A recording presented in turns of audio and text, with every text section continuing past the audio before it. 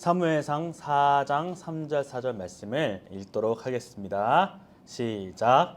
백성이 진영으로 돌아오매 이스라엘 장로들이 이르되 여호와께서 어찌하여 우리에게 오늘 블레셋 사람 앞에 패하게 하셨는고 여호와의 언약궤를 실로에서 우리에게로 가져다가 우리 중에 있게 하여 그곳으로 우리를 우리 원수들의 손에서 구원하게 하자 하니 이에 백성이 실로에 사람을 보내어 그룹 사이에 계신 만군의 여호와의 언약궤를 거기서 가져왔고 엘리의 두 아들 홈니와 비느하스는 하나님의 언약궤와 함께 거기에 있었더라.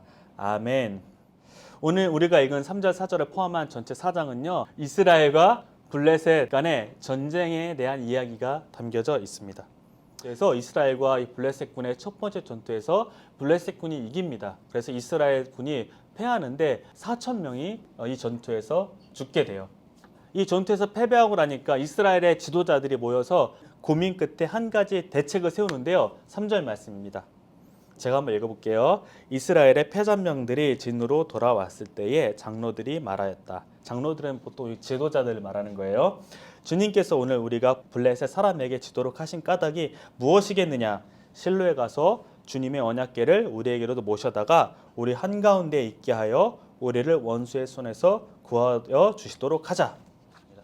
그렇다면 왜 그들은 이 궤를 가져오려고 했을까요? 이 궤가 없기 때문에 우리가 졌다라고 확신을 했다는 거죠. 그래서 사람을 보내 실로에 있는 언약궤를 자기들의 진영으로 가져옵니다. 그렇기 때문에 블레셋 사람들은 두려웠어요. 지금까지 자기들이 이겼지만 이제 그들의 신이 이곳에 왔으니 이제 겁을 먹게 됐다는 거죠. 자, 그런데 여기서 반전이 일어납니다. 충격적이게 블레셋이 이스라엘을 이깁니다. 이번 전투에서는 무려 3만 명이 죽게 돼요. 이 언약궤 옆에 있던 제사장 홈니와 비느하스도 죽어요. 하나님의 임재를 상징하는 이 언약궤까지 뺏겨요. 그렇다면 여러분 질문을 한 가지 할게요. 하나님의 능력이 없어서 오늘 이스라엘과 블레셋의 싸움에서 이스라엘이 진 걸까요? 왜냐하면 이스라엘 백성들이 왜곡된 생각을 가지고 있었기 때문에 그래요. 그들은 하나님이 마치 자신들을 지켜주기 위해 존재하는 수호신인 것 마냥 생각했습니다. 자신들의 삶과 자신들의 신앙 고백과 상관없이 말입니다. 즉 이스라엘은 하나님과 바른 관계를 우선적으로 맺었어야 된다는 것입니다.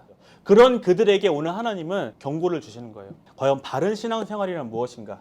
그리고 과연 여러분은 하나님을 어떻게 생각하고 있는가? 평소에는 하나님과 아무 상관없이 살다가 내가 위급한 순간, 위기의 순간, 뭔가 잘 되고 싶은 그 순간에만 찾는 하나님이라면 이 오늘 성경에 나온 이스라엘 백성과 우리의 모습은 크게 다르지 않은 것이죠. 사랑하는 여러분, 하나님은 여러분을 지키시고 보호하시는 분이 맞습니다. 하지만 단순히 나의 원함을 위해서 마음대로 사용할 수 있는 램프의 지니와 같은 존재는 아니라는 것입니다. 즉 우리는 하나님과 바른 관계 안에서 신앙생활을 해야 된다는 거예요. 내가 어려울 때 나를 위기에서 건져주는 그런 분만이 아니라 나의 삶을 주관하시며 내가 믿고 따르며 순종해야 될 분이시라는 것입니다. 오늘 이스라엘의 패배는요, 이스라엘의 멸망을 말하지 않습니다. 하나님은 자신이 택한 백성을 포기하지 않으십니다. 하나님은 이 과정을 통해서 그들이 바른 하나님과의 관계로 돌아오기를 원하신다는 것이죠. 우리가 설령 하나님의 뜻을 떠나 죄를 짓고 있더라도 하나님의 뜻과 무관하게 살고 있더라도 우리가 우리 죄를 고백했을 때 하나님은 우리를 용서해 주시고 하나님과 올바른 관계로 우리를 회복시켜 주십니다. 내가 하나님과 바른 관계를 맺고 있는가? 그리고 그 가운데 하나님께서 여러분의 삶 가운데 이끌어 주시며 역사해 주시는 것을 소망하고 있는가? 라는 질문을 하며 오늘 말씀을 마치도록 하겠습니다. 기도하시겠습니다.